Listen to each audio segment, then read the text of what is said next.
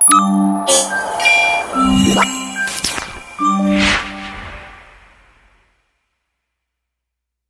warahmatullahi wabarakatuh. Waalaikumsalam warahmatullahi Oke, wabarakatuh. kalau di NHRI itu pasti ada pantun selalu ya. Oke. Bunga mawar bunga melati, Cakep, harum mewangi sepanjang hari.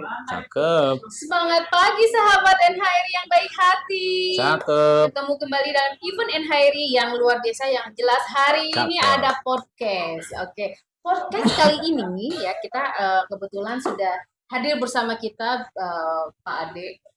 Nama lengkapnya Pak Ade siapa? Pak Ade Hasan. Pak Ade Hasan. Beliau adalah sebagai pendiri dari lembaga pendidikan pelatihan bahasa Jepang yaitu Hayashi ya. Hayashi. Yang dinamakan Hayashi. Baik. Kita lanjut aja ya karena ini kita waktu durasi. Baik. Pak Ade.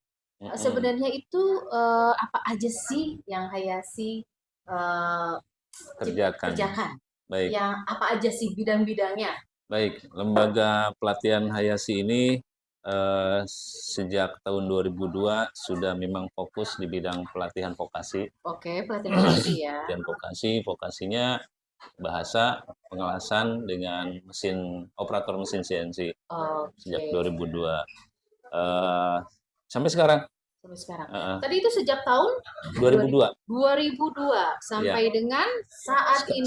ini. Masih eksis ya Pak Masih. ya, keren dan luar biasa. Kalau boleh tahu SDM itu dari mana aja dan siapa aja? Ya, alhamdulillah SDM kami itu karena memang dibangun pada waktu itu memang semangatnya adalah pengen membangun kompetensi teman-teman di Karawang, adik-adik kelas kita. Jadi kami ini memang dibangun oleh teman-teman juga. Oke. Jadi Hayashi ini memang rumahnya alumni Jepang. Rumahnya alumni Jepang. Dari sejak 2002 itu kita dibantu oleh angkatan-angkatan senior kami, ada juga junior kami, gitu ya. Semuanya alumni magang Jepang. Semuanya alumni magang. Ya. Jadi dari segi kompetensinya udah mumpuni lah ya, udah benar-benar kompetensinya. Sudah terlatih dan teruji juga. disiksa di Jepang. Oh gitu. Jadi etos kerjanya tadi ya. Jadi semuanya sudah menjiwai gitu kan karena mereka asli langsung bekerja di sana, kemudian sudah selesai ke Indonesia dan dia menjadi tim support SDM-nya. Iya. Pelatihnya. Oke. Nah, boleh tahu sebenarnya tujuannya didirikan Hayashi ini apa tuh pelatihan bahasa Jepang? Yang khususnya bahasa Jepangnya itu ya. Kita ini tujuannya sebetulnya sederhana ya Bu ya. Karena melihat latar belakangnya ya. Latar belakang kita kan populasi pengusaha di Indonesia ini hampir 90% tuh pengusaha Jepang.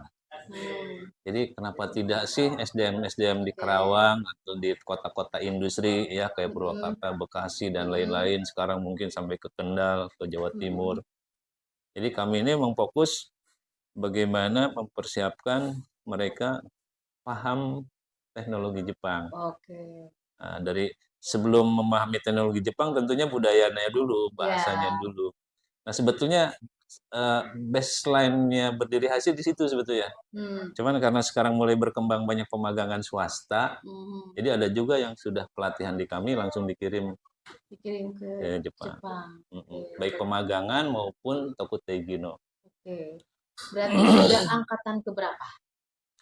Hayashi itu. Angkatan keberapa ya? Udah banyak banget ya, soalnya udah dari 2002 ya. Ya, dulu 2002 memang skalanya nggak terlalu besar juga sih. Satu angkatan sejak 2002 sampai 2012 kita sempat itu paling banyak 10 Bu. Karena kami nggak mau juga terlalu banyak orang ya. Satu angkatan itu cuma 6 bulan lah kurang lebih. Jadi kurang lebih dalam 1 tahun 20 orang yang kita latih. Dalam 1 tahun itu ada 20 orang. Berarti satu kelasnya tadi? Dulu karena memang fasilitas sarana kami juga kecil, hanya cukup 10 sampai 12 orang. Kami nggak memaksakan banyak-banyak. Karena orientasinya bukan mau banyak banget ya. Tapi yang ditelurkan itu yang kualitasnya aja. Oke, dan itu jadi tadi kan selain bidang bahasa, itu teknik pengelasan. Itu sampai dengan uji kompetensi sertifikasinya? Sampai BNSP. Oh, sampai dengan BNSP-nya. Ya, sampai ke BNSP. Kemudian juga tadi operator mesin CNC. Itu khusus hanya mesin CNC aja? Operator CNC itu ada beberapa kompetensi pendukung sebelum dia jadi operator CNC sebetulnya. Dia harus tahu gambar, ya, baca gambar, harus tahu gambar teknik. Kedua, ya minimal pernah jadi operator mesin manualnya. Nah, kompetensi pendukung lainnya untuk menjadi operator CNC yang baik, yang kemudian karirnya tidak stuck di operator, ya mereka harus punya basic AutoCAD juga. Begitu. Dari AutoCAD, kemudian gambar AutoCAD-nya dia harus langsung bisa convert ke CAD-CAM, ke Mastercam. Nah, itu runtutannya begitu, teknologi di CNC itu. Berapa lama itu untuk pelatihannya tersebut? AutoCAD cukuplah 24 jam. 24 jam? 24 jam pelatihan. Dibikin berarti di 2 hari? Enggak, kalau sehari 2 jam, mereka harus pengembangan di rumah. Oh, gitu. Mekanisme seperti itu? Ya, jadi kurang lebih 12 pertemuan kalau 2 jam per hari ya. Iya. Tapi kalau di pelatihan 2 jam itu ya cukup sih sebetulnya untuk ngasih materi. Nah, dari AutoCAD kemudian dikembangkan, dia sudah dalam 24 jam pertemuan itu orientasinya adalah mereka harus bikin desain engineering yang minimalnya bolt gitu ya. Oh gitu, sampai dia silinder. Ya. Karena itu kalau sudah sampai bisa menghasilkan produk gitu. Betul. Keren. Itu pelatihnya dari mana? Pelatihnya masih anak-anak kami juga. Yang pernah kita latih tahun 2005. Iya. Pernah dilatih 2005, terus dia belajar bahasa Jepang, dia belajar mesin CNC. Sekarang dia jadi senior programmer CNC. Lulusan SMA. Wah, tapi bisa sampai keren, mumpuni banget gitu kan. Nah, oke, itu tadi terkait tujuan ya, tadi tujuannya. Oke, kemudian tadi SDM-nya juga sudah, tahun berapa. Nah, sekarang sebenarnya goalnya sendiri dari Hayashi itu sederhana ya. Saya mah nggak mau yang macam-macam, nggak perlu yang besar-besar maksudnya. Jadi goalnya Hayashi secara internal kami tuh ingin dari LPK tuh upgrade menjadi perguruan tinggi vokasi. Gitu ya. Lalu dengan perguruan tinggi vokasi itu kami bisa mengeluarkan output pelatihan lebih banyak lagi. Dan inginnya mendapatkan dukungan dari teman-teman lain seperti kemarin tuh ada ASIMPI ya. Apa tuh ASIMPI? ASIMPI itu Asosiasi Industri Mesin Perkakas Indonesia. Kayak mereka itu adalah vendor-vendor perusahaan besar khusus mesin-mesin CNC. Nah, asosiasinya namanya ASIMPI, kemarin sudah memberikan dukungan ke kami untuk bisa mengakses mesin-mesin CNC anggota mereka untuk menjadi tempat pelatihan siswa-siswa kami gitu ya. Jadi sudah ada yang mewadai ya. Amin, mudah-mudahan. Ya minimal nambah jam pelatihan mereka lah. Pelatihan di kelas kan hanya berbentuk simulator program ya. Tapi simulator programnya sudah mendekati ke FANUC gitu ya, ke mesin-mesin kontrolnya CNC lah. Oke. Baik. Jadi boleh nggak sih dikasih satu tips atau misalnya tips buat para mereka alumni. Biasanya ini kan kalau misalnya kita sudah bekerja nih, karyawan operator nih, kan kemudian dia kan PKWT ya, jadi misalnya habis kontrak, terus kira-kira gitu kan, kalau misalnya kita jenjangnya kita mau bekerja di luar negeri, khususnya Jepang, tadi kan Hayashi sendiri, gimana? Ya. Triksnya saya sih memberikan saran ya kepada teman-teman yang habis PKWT, yang habis magang, yang secara usia sudah tidak seksi lagi dipandang oleh perusahaan gitu kan ya. Karena kan terpaut dengan usia biasanya itu tidak lebih dari 23 biasanya. Ya. Nah, buat teman-teman yang sudah 23 up usianya, saran kami tambah kompetensinya. Belajar bahasa Jepang, terus setelah belajar bahasa Jepang latar belakang dia di perusahaan atau pengalaman kerja di perusahaan itu akan bermanfaat ketika kita lamarkan ke Jepang sebagai Tokutegi no.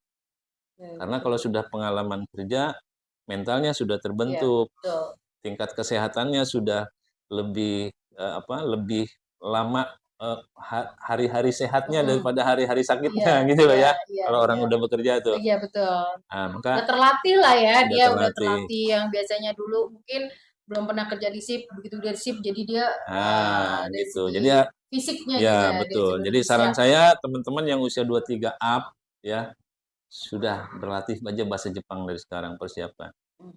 Ambil N5 3 bulan, tambah N4 2 bulan, tambah sertifikat skill worker-nya. Cari skill worker-nya, kami akan bantu skill worker-nya yang sesuai dengan pengalaman kerja di perusahaan. Sebelumnya gitu sebelumnya. Misal dia operator stamping, ya kita cari skill worker-nya yang operator stamping. Dan alhamdulillahnya kami sudah menegosiasi dengan beberapa pihak yang menyelenggarakan penempatan kerja di Jepang sebagai PMI mandiri. Itu sertifikatnya bisa menggunakan sertifikat BNSP. Oh, begitu ya. Dan alhamdulillah pernyataan kepala BNSP bahwa sertifikat BNSP diterima di berbagai negara, kami sudah merasakan. Wah. Ya. Jadi memang nah untuk penerbitan tadi untuk kapan sih biasanya itu kalau misalnya ada sertifikasi BNSP itu biasanya setahun berapa kali kah atau misalnya kalau untuk itu kebanyakan subsidi kan ya Pak ya? Beda-beda. Beda-beda. Kalau untuk skema pengelasan itu tergantung jumlah si peserta tukang las ini yang akan disertifikasi. Biasanya minimal 20. LSP-nya memberikan batasan minimal 20. Bisa 10 tapi cost-nya agak lebih tinggi. Nah, kayak sertifikasi operator CNC, nah karena alat prakteknya mahal kan, jadi kasarnya beginilah, kalau kita sewa mesin CNC kan agak mahal, jadi sertifikasinya pun agak mahal. Jadi ya tapi semuanya terjangkau. Semuanya terjangkau. Baik, karena durasi waktu juga. Baik, terima kasih banyak Pak Ade yang sama-sama Bu Neni untuk waktunya yang sudah bisa berbagi informasi pastinya. Jadi buat teman-teman semua kalau misalnya ada butuh bimbingan pelatihan baik itu bahasa Jepang atau teknik pengelasan, kemudian juga operator mesin CNC, bisa hubungi Hayashi. Siap. Seperti itu. Siap. Jadi yang jelas kebetulan Pak Ade ini juga tim pengurus dari NHRI, jadi nggak usah kemana-mana, di NHRI lengkap. NHRI, business matching. Pokoknya semuanya lengkap, tinggal hubungi aja langsung admin NHRI atau misal grupnya yang udah masuk grupnya atau mungkin channelnya, silakan dipanteng terus, oke? Check it out, oke? Sampai di sini. Terima kasih waktunya. Sama-sama. Sampai ketemu lagi di podcast berikutnya. Wassalamualaikum warahmatullahi wabarakatuh. Waalaikumsalam warahmatullahi wabarakatuh.